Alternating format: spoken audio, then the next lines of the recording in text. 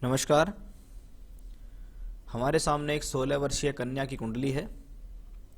इनके बारे में हम देखेंगे, इनकी आने वाली दशाएं क्या कह रही हैं, कुंडली के अंदर क्या राजयोग धन योग हैं, शिक्षा के हिसाब से कैसी है, वैवाहिक जीवन के हिसाब से कैसी है। जीवन के सभी मुख्य तथ्यों पर हम यहाँ प्रकाश डालने वाले हैं। कुंडली है वृश्चिक लगन, वृश्चिक राशि की। लगन 8 नंबर का लगन है और चंद्रमा भी 8 नंबर में ही बैठा हुआ है।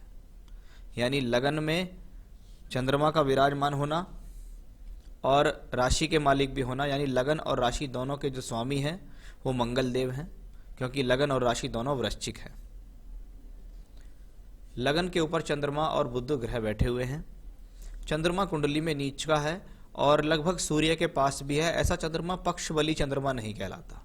जहां चंद्रमा एक तरफ धनयोग बना रहा है कि भाग्य स्थान का मालिक कुंडली के लगन में बैठा हुआ है और साथ में बैठा हुआ है बुध एकादशेश होके, तो नवमेश और एकादशेश का राजयोग लगन में बना हुआ है बुध और चंद्रमा का।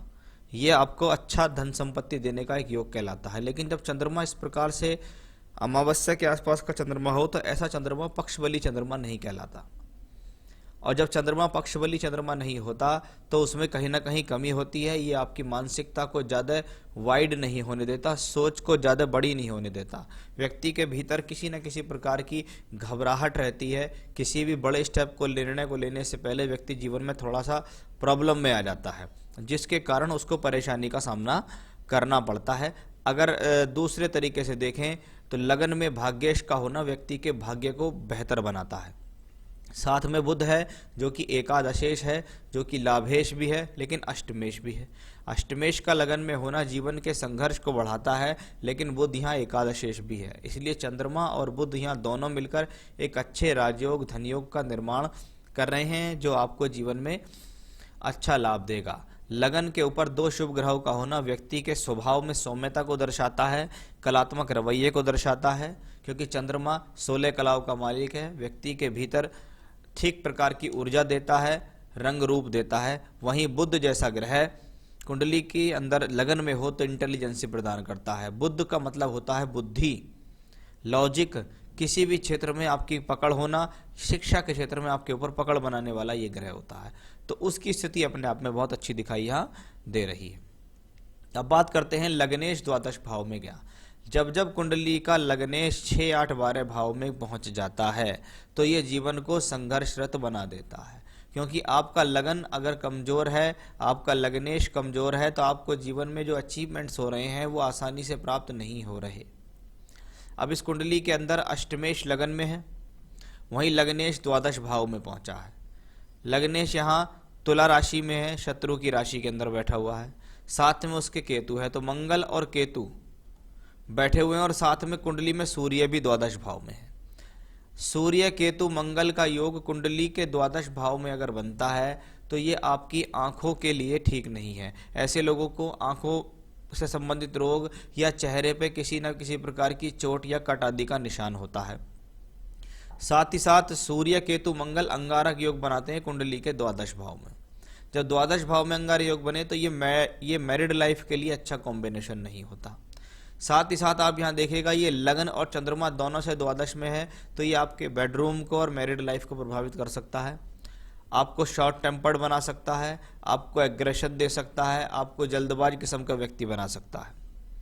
तो उस लिहाज से ये कॉम्बिनेशन ठीक नहीं है, क्योंकि मंगल के साथ केतु जब हो जाता है तो ये अंगारक योग बनता है और साथ में उसके नीच का सूर्य भी है। अब सूर्य कौन है? दशमेश। इसको मैं 2 तरीके से आपको बताना चाहूँगा। पहला, लगनेश और दशमेश द्वादश भाव में, आपका लगन भी 12वें घर में गया, आपका सूर्य भी 12वें घर में गया। यानी आप अपने जीवन में बहुत हद तक ये प्रयास कीजिएगा, आप कहीं भी किसी भी संगति में जाएं, अपने आप को खराब लोग, खराब संगति से दूर रखें, क्योंकि आपका कर्मेश, आपका जो 10th लॉर्ड है वो भी नीच का होकर द्वादश में। ऐसे लोग बहुत जल्दी से खराब संगत के प्रति आकर्षित हो जाते हैं, या ये कह सकते हैं इनको ऐसे लोग लाइफ में मिल सकते हैं जो इनको बहुत जल्दी से इनकी खराब संगत के अंदर डाल सकते हैं। एक बात तो ये। दूसरा, जब लगनेश और दशमेश दोनों द्वादश में हो तो आपको अपनी लाइफ बनाने के लिए, अपना करियर बनाने के लिए, अपनी प्रोफेशनल लाइफ को बनाने के लिए बहुत अधिक संघर्ष करना पड़ेगा। जब लग्नेश और दशमेश दोनों ही द्वादश भाव में पहुंच जाते हैं तो व्यक्ति का करियर अपने जन्म स्थान से दूर स्थानों पर जाकर बनता है। तो ये 3-4 चीजें हैं जो एक साथ यहाँ देखी जाती हैं। कुंडली में मंगल केतु द्वादश भाव में है, केतु भी है, मंगल दोष बनता है। विवाह मिलान करके करें, कुंडली मिलान करने पर विशेष ध्यान दें, गुण मिलान करके विवाह बिल्कुल भी ना करें, क्योंकि ये कॉम्बिनेशन जब लगन और चंद्रमा दोनों से द्वादश में बनता है तो 12वां घर कुंडली के अंदर व्यय स्थान तो है ही है, आपका बेडरूम स्थान भी कहलाता है। तो ये नेगेटिव कॉम्बिनेशन ज़्यादा अच्छा नहीं कहलाता। अब बात करते हैं शनि के बारे में कि कुंडली में तीसरे और चौथे घर का मालिक शनि नवम भाव में बैठा है, यानी शनि अपनी दशा अंतर दशा में आपके भाग्य को संवारने का प्रयास करेगा, लेकिन उसके लिए आपको बहुत अधिक अथक प्रयास करने होंगे, क्योंकि शनि लेबरली प्लेनेट है, व्यक्ति से मेहनत कराता है। तीसरे घर का मालिक होकर तीसरे घर को देखता है, आपके साहस को, हिम्मत को बढ़ाएगा, आपके शौक को उजागर करेगा, आपकी स्पोर्ट्स एक्टिविटी को बढ़ा सकता है, आपके अंदर हिम्मत प्रदान कर सकता है। वहीं ये शनि छठे घर को भी दृष्टि देता है, यानी संघर्ष से तो आप पीछे नहीं हैं, आप मेहनती व्यक्ति हैं और जीवन में संघर्ष करके हासिल करने में बिलीव रखते हैं। वहीं शनि चतुर्थेश होके बैठे भाग्य स्थान में, यानी प्रॉपर्टी का सुख आपको आपके भाग्य भरोसे मिलेगा। आप जहां जाएंगे, जहां रहेंगे, आपको अच्छी सुख सुविधाएं प्रदान हो जाएंगी। शनि की ये स्थिति जब नवम भाव में होती है तो ये माता की हेल्थ के लिए ज़्यादा अच्छी नहीं मानी जाती है। इसको ऐसा कह सकते हैं, बच्ची के जन्म लेने के बाद माता का स्वास्थ्य जो है वो ज़्यादा अच्छा नहीं रहा है, पहले के मुकाबले वो डाउन हो चुका है, ऐसा हम कह सकते हैं। बात करते हैं राहु जब मंगल की राशि में हो और मंगल भी द्वादश में बैठे, यानी सूर्य, केतु, मंगल और राहु, ये 4 प्लेनेट आपकी कुंडली में ऐसे हैं कि इनकी दशा अंतरदशा यदि जीवन में आए तो आपको अपने आप पर संयम रखना होगा, अपने आप पर कंट्रोल रखना होगा, अपनी भावनाओं को कंट्रोल करना होगा, गलत लोगों से, गलत संगत से बचना होगा, किसी प्रकार के चोट लगने से की भी संभावना बनती है, रोग होने की भी संभावनाएं बनती हैं। राहु जब छठे घर में हो तो शत्रुहंता योग बनाता है, आप अपनी मेहनत से प्रतियोगिताओं में सफलता हासिल कर लेंगे, शत्रुओं को हरा लेंगे, तो वो कॉम्बिनेशन भी बनता है। साथ ही साथ जब प्लैनेट 6-12 में ज़्यादा होते हैं तो व्यक्ति अपने जीवन में दूर स्थानों से जुड़कर, दूर स्थानों से संपर्क साधकर जीवन में सफलता हासिल करता है। बात करते हैं शुक्र और बृहस्पति के सुंदर योग की, जो कि लाभ भाव में बना है।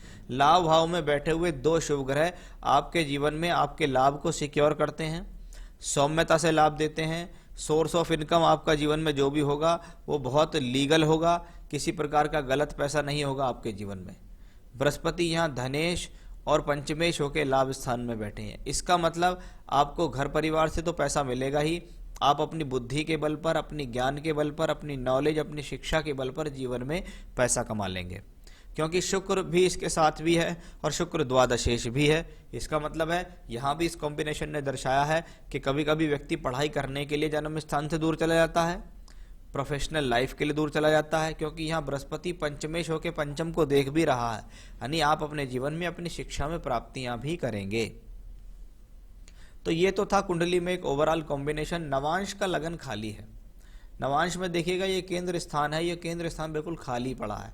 जब केंद्र स्थान खाली हो जाता है तो इसको 2 तरीके से देखते हैं। पहला, व्यक्ति की शादी जहां होती है उसकी अपने हस्बैंड से दूरी बनी रहती है किसी ना किसी कारण से, चाहे तो दोनों की नौकरियां अलग अलग है उस कारण से हो सकता है, एक दूसरे से दूर रहते हैं, उनका नौकरी करने की जगह अलग है, आपका अलग है, उस कारण से अलग रह सकते हैं। कभी कभी ये पति के सुख में कमी का कॉम्बिनेशन भी कहलाता है। आप यहाँ देखिएगा मंगल यहाँ सप्तमेश है और सप्तमेश मंगल यहाँ केतु के साथ है और सामने सूर्य राहु भी है, तो कुंडली मिलान पर थोड़ा सा विशेष ध्यान आपको यहाँ देने की जरूरत है। शनि की महादशा इस बच्चे को वर्तमान में चल रही है और शनि तृतीय चतुर्थेश होकर नवम भाव में। व्यक्ति अपने भाग्य को बनाने के लिए मेहनत कर रहा है, व्यक्ति अपने भाग्य को उजागर करने के लिए कठिन परिश्रम करने के लिए तैयार है, ऐसा आपका शनि दर्शा रहा है। और शनि जब 3rd हाउस लॉर्ड होकर देखे तो कभी कभी ऐसे लोगों की हैंडराइटिंग अच्छी हो जाती है, मेहनत कर लेते हैं, एक्स्ट्रा एक्टिविटी में आ जाते हैं, थोड़े क्रिएटिव नेचर के हो जाते हैं, स्पोर्ट्स में भी अगर कंपटीशन में कहीं भाग ले लें तो उसमें भी उनको सफलता मिल जाती है। तो उस हिसाब से शनि अपने आप में बेहतर है, क्योंकि नवांश में शनि देखेगा तो एकादश भाव में बैठा है चतुर्थेश और पंचमेश होकर। और दशमांश में देखें शनि तो चतुर्थेश और पंचमेश होकर बैठा हुआ है केंद्र स्थान में सप्तम भाव में, और शनि की महादशा 2023 तक जा रही है। तब तक ये कक्षा 12 तो अवश्य कर ही लेंगी। शनि जब तृतीयेश हो और तीसरे को वापस देखे तो कभी कभी ये दिखाई दे रहा है कि शनि की दशा में ही तय हो जाएगा कि आप आने वाले समय के अंदर कहाँ जा रहे हैं, आप आने वाले समय के अंदर परिवर्तन अपने जीवन में करेंगे। यानी शनि की दशा से डिसाइड हो जाएगा कि आप आने वाले समय में कहाँ जाएंगे, क्योंकि अगली दशा जो आपको 31 अक्टूबर 23 से चलेगी वो बुध की होगी। बुध इस कुंडली में एजुकेशन का कारक तो कहलाता ही है, वो लगन में भाग्येश चंद्रमा के साथ है, जबकि दशमांश में बुध थर्ड हाउस में है और नवांश में भी बुध थर्ड हाउस में है। इसका मतलब है आने वाले समय में स्थान परिवर्तन पक्का है, इसमें कोई संदेह नहीं है। चाहे तो आप रोजाना लंबी यात्रा करेंगे, रोज 40-50 किलोमीटर जाना आना रहेगा आपका, चाहे आप वहीं रहकर कहीं पढ़ेंगे। आपने कुछ सवाल पूछे हैं, बेटी का एजुकेशन कैसा होगा? मेरी बेटी 2021 जून में 10th परीक्षा देगी, डिवीजन लेके पास करेगा क्या? देखिए, वर्तमान में आपको शनि में राहु चल रही है और उसके बाद आएगी तुरंत शनि में बृहस्पति। आपको जब तक ये राहु चले, वर्तमान की स्थितियां ये कहती हैं कि आप ऐसा भी हो सकता है कि आप अपने मार्ग से भटक जाएं।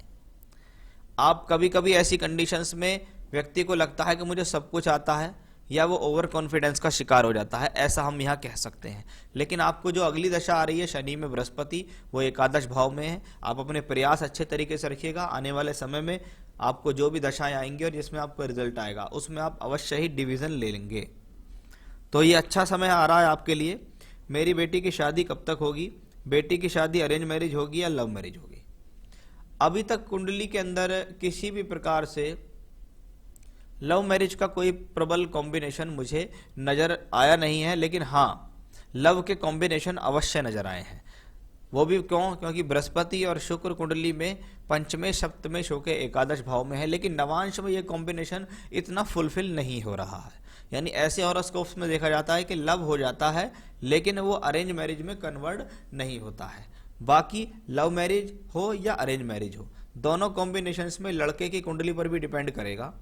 क्योंकि लव मैरिज के केस में मैंने देखा है कभी कभी कि लड़की के हॉरोस्कोप में नहीं बन रहे कॉम्बिनेशन, लेकिन लड़के में काफ़ी बन रहे हैं, तो वो उस हिसाब से मैरिज हो जाती है। लेकिन आप यहाँ भी मैरिज करें, वो थोड़ा सा कुंडली मिलान करके ही मैरिज करें। शादी कब तक होगी? अभी इनकी जो वर्तमान की उम्र है वो महज 16 वर्ष है। जब इनको बुध में शुक्र यानी 26 मार्च 2027 से 23 जनवरी 2030 जब बुध में शुक्र की दशा आएगी, वो समय इनके जीवन में एक शादी का समय होगा। बाबा एंड माँ के साथ इसका रिलेशन कैसा रहेगा? इसके नसीब में कोई नौकरी है या नहीं? हाँ, बिल्कुल नौकरी है, क्योंकि ये कुंडली नौकरी वाली कुंडली है। एजुकेशन प्राप्त करके नौकरी है। और भी मैं आपको बताऊं, जब आने वाली सारी दशाएं घर से दूर की तरफ इंडिकेशंस दे रही हों, लग्नेश भी 12वें घर में हो, दशमेश भी 12वें घर में हो, तो बच्चा पढ़ते पढ़ते बाहर पढ़ता है, बाहर नौकरी करना शुरू कर देता है, और उसको कभी कभी विदेश तक जाके नौकरी करने के अवसर भी प्राप्त हो जाते हैं। तो वैसा भी इस कुंडली के अंदर है। रिलेशनशिप्स वाइज ठीक है, थोड़ा इनका नेचर जो है मूडी किस्म का है, बाकी ये सही है, कोई खराब स्वभाव वाले व्यक्ति नहीं है। मेरी बेटी ने मेरे घर के बगल में एक लड़के के साथ लव है। बेटी ने बोल रहा है शादी करने के लिए। सर बोलिए हम क्या करें? लड़का कुछ भी नहीं करता। देखिए, अभी 16 वर्ष की अवस्था आपकी बिटिया की है, हो सकता है वो लड़का 17, 18, 19, 20 वर्ष का हो। तो इस बात को अभी समय दीजिए, उस बात पे अभी जोर मत दीजिएगा। मैंने जो आपको शादी के लिए समय बताया उसी समय पर उसकी शादी करनी है, ये आप ध्यान रखिएगा। उससे पहले सिर्फ इनके करियर पे ध्यान देना है, क्योंकि मैंने आपको अभी बताया कि इस कुंडली में सिर्फ लव का कॉम्बिनेशन है जो कि वर्तमान की स्थिति से झलकता है, लेकिन उस लव को शादी में कन्वर्ट करना इतना आसान है नहीं। मैंने अभी भी बताया आपको कि लड़के की कुंडली में वो कॉम्बिनेशंस हम ज़्यादा देखते हैं। तो मैं आपको ये कहूँगा कि अभी शादी का कोई कॉम्बिनेशन नहीं है। आप बच्ची को क्लियर बोल दीजिएगा कि कोई बात नहीं है, अभी आप पढ़ाई पे ध्यान दीजिएगा, शादी का हम आपका बाद में देखेंगे। हम अपनी तरफ से जब तक कुंडली नहीं मिलाएंगे तब तक शादी नहीं करेंगे। सर, मेरी वाइफ सुसाइड कर रहा था मेरी बेटी के चलते में। मेरी बेटी घर में पूरा झमेला कर रही है उस लड़के के लिए। सर, मैंने बेटी को कैसे रास्ते पे लाया है, बोलिए। देखिए, दशाएं वर्तमान की, मैंने आपको तुरंत कहा कि राहु आपका बैठा हुआ है यहाँ। शनि आपका यहाँ है, और जब मैंने कहा कि शनि केतु मंगल जब द्वादश में हो और हमारा कर्मेश भी है, आपको गलत कर्मों में लिप्त होना कॉम्बिनेशन दिखाता है। सूर्य केतु मंगल और राहु ये 4 ग्रह कुंडली में ऐसे हैं जो इनको प्रॉब्लम दे रहे हैं। अभी आप देखिएगा जब अप्रैल मई का महीना निकल जाएगा, धीरे धीरे इनको किसी न किसी प्रकार से सद्बुद्धि आएगी, किसी न किसी प्रकार से इनके जीवन में कुछ स्थितियां बेहतर होंगी। लेकिन इनके दिमाग से जो लव वाला कॉम्बिनेशन है या लव वाली जो स्थितियां हैं वो बहुत कम दिखाई दे रही हैं। इतना आसान नहीं है इनके जीवन से लव के कॉम्बिनेशंस को निकल जाना, अब भी नहीं, आने वाले 3-4 साल तक भी नहीं।